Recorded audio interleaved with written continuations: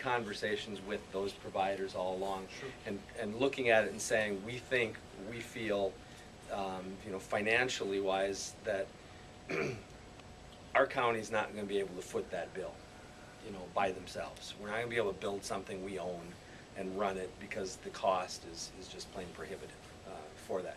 Now, it's been done in some other places, somewhat largely on stimulus money and things like that, which we don't have available to us right now. So we've looked at it and said, you know, we need to have looking at the public-private sort of partnership kind of idea, and so we've tried to bring the providers in. And it makes things take a long time. Things don't happen as fast as people want to see them happen. But we are starting to, you know, make some progress, and we're getting better service in some areas, and, you know, largely the more densely populated areas, as you would expect.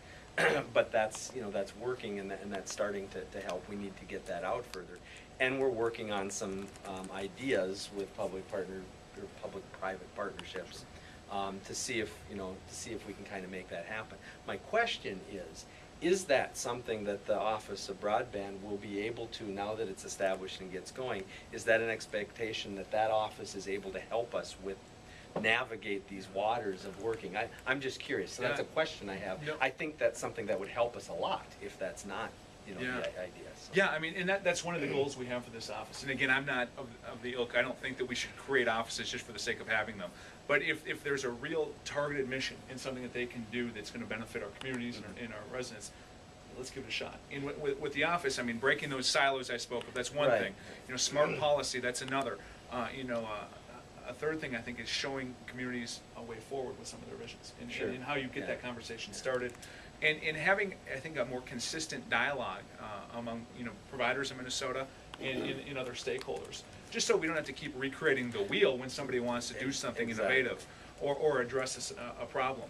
And so I think that's a real opportunity with this office, is to be a catalyst, a clearinghouse, if you will, in sharing ideas, bringing resources to the fore.